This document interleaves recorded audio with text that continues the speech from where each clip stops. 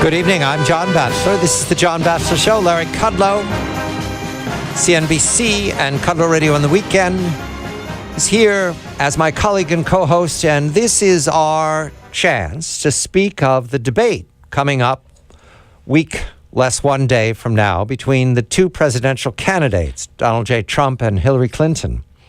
The debate in Long Island will be 6 15-minute segments, 90 minutes long, uninterrupted by commercial, we're told. Lester Holt is the moderator. The topics will be two each. There are three major topics, two 15-minute segments each. The first is America's direction, the direction of the country's moving in. Who's happy with it? Who's not? What is to be done? The second, achieving prosperity. That would be domestic policy. And the third, national security. Those are the three topics. I mentioned tonight, as we begin this conversation, Bill Whalen of the Hoover Institution will join us to talk about the strengths and weaknesses of the two candidates as they approach, that Fox News election headquarters just put up a map I'm looking at of the polling and what it means for the Electoral College right now. Mrs. Clinton shows 260 electoral votes, according to Fox. Donald J. Trump shows 170. That leaves 108 in a toss-up category.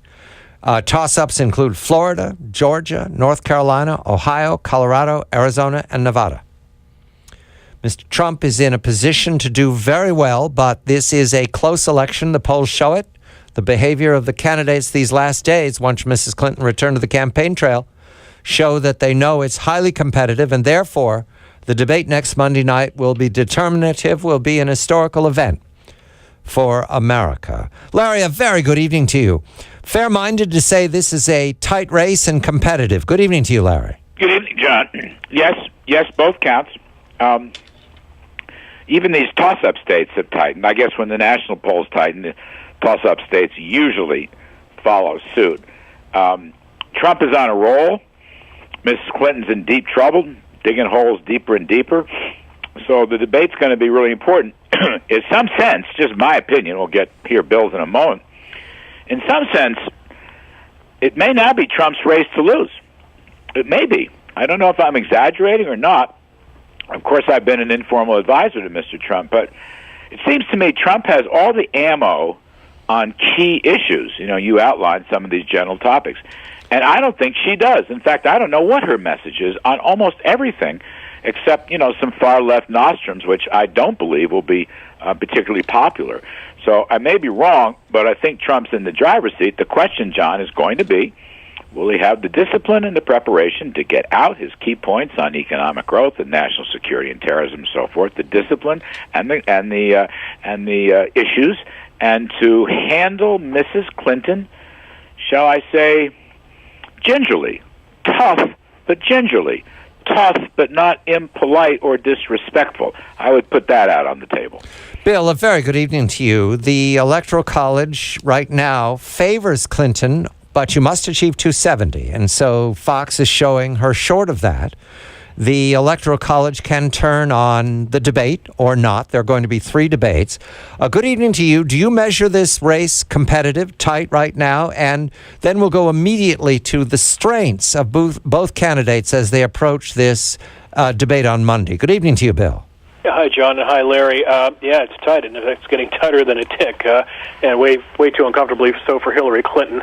I would not characterize this race as somebody's to lose at this point. I would just point out, though, that she is in a far better position than he is in terms of those electoral college votes because she has states that she can shed. She can shed Florida, Ohio, and Iowa, and Trump is still at only about 259 electoral votes, and that's if he's holding on to all the Mitt Romney states from 2012.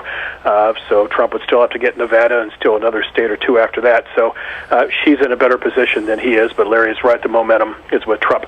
One caveat I'd offer here, though, in terms of this debate, we're going to hear a lot of words thrown out. Pivotal, crucial, so on and so forth. Yes, a very huge viewing audience, but in terms of pivotal debates, you go back to 1980 and the Reagan-Carter debate, that was pivotal for two reasons. Number one, it was only a week before the election, and secondly, it was the only time the two principals in that election met. There are three debates here. There's this one, there's another one October the 9th, and another one on October the 19th. So I would not look at this as a one-and-done affair in terms of the candidates. This is more of a question who's going to win 2 out of 3 or all 3. Yeah, that's a good point. I agree with that because you can go back to 2012. Romney won the first of three debates, hands down, on the economy. I mean, hands down. And his numbers shot way up, and everybody was rejoicing. And then the second debate, he was less good. I believe that was on foreign affairs particularly. Kind of pulled his punches, never really attacked issues like Benghazi, for example.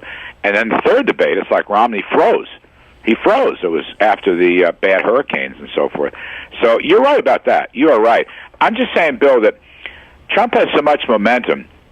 If he gets his messages out, and I'm only talking really 3-4 key messages here. If he gets those messages out on the economy and national security, border security and so forth, if he gets them out, and if he, I don't know what word to right use, respectably disagree with Hillary. In other words, there's a lot of contrast on issues between two of them, but he's got to be careful that he's respectful of her. If he kind of blows up, in one of those Trump attack things, that might not help him, and it might hurt him. Right, and that's what's interesting here because, Larry, the way the formats are done, it's 90 minutes subdivided, 6 segments of 15, as John mentioned, but each candidate gets 2 minutes to answer a question, then it's 11 minutes back and forth after that, and therein lies the challenge for Trump. Can he build upon what he says in the opening statement and thrust and joust and parry with her, but keep it in a very sort of calm, disciplined, on-message way, not get to the dark side, not get into any kind of goofy conspiratorial talk, not get personal, not get nasty, but again, just stick to the points, because you're right. In terms of substance, in terms of these areas, he has more meat on the bones than she does. He just has to stick to the script and emphasize that. The debate format is 1-to-1. Mrs. Clinton has experience with this because of the primaries. She was with Bernie Sanders often. Donald J. Trump, on the other hand, I do not believe there was a 1-to-1 debate. He debated a large field that grew smaller and smaller, like musical chairs, but it was never just one person opposite by the time that Indiana was done. So, Bill, does that favor either side, that one has experience with 1-to-1 and one doesn't? That would favor Hillary on paper, but let me throw another factor in here.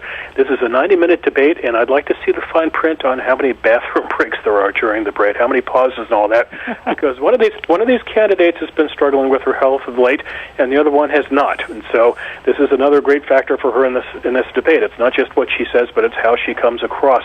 She cannot afford to have a coughing fit. She cannot afford to look bad or ashen. You go back into the history of some presidential debates, candidates have suffered in part because physically they just didn't look too well. So she not only has to be sharp on message, she has to be very sharp in her physical presentation. And here again is another advantage for Trump, because I think Trump is just frankly in better shape to stand up in front of the lights for 90 minutes. Yeah, I mean, she's got the Jeb Bush energy problem too. Correct. And I think, she may come out of the beginning in strong, fine metal and so forth, but it is 90 minutes. 90 minutes is 90 minutes. It's not 5 minutes. It's an hour and a half. You've got to go through a whole bunch of things, back and forth, as Bill says. And if she becomes, more lethargic and listless as the debate goes on, whether this is fair or not, and I don't know how fair politics is, people are going to go back to the health question. The health question for her has become a big issue. And whether it's an issue of her making or whether it's a genuine issue, I don't wish her ill health, by the way, one bit, but I'm saying, if she starts slowing down as the debate wears on, and I think she's going to look very bad. Strengths, Bill. What are the strengths of both candidates? We'll talk to the weaknesses next, but what are the strengths for Hillary Clinton, for example, as the debate begins, and for Donald J. Trump? The strength for her is that she has a resume. She has a CV in politics that Trump doesn't. What she's going to try to say, I imagine, is if you look at my career, I've tried to build consensus across party lines. I did this as a United States Senator. In the international global affairs, I was a diplomat representing the country. I try at all times to get solutions. So you have problems, I can solve those problems.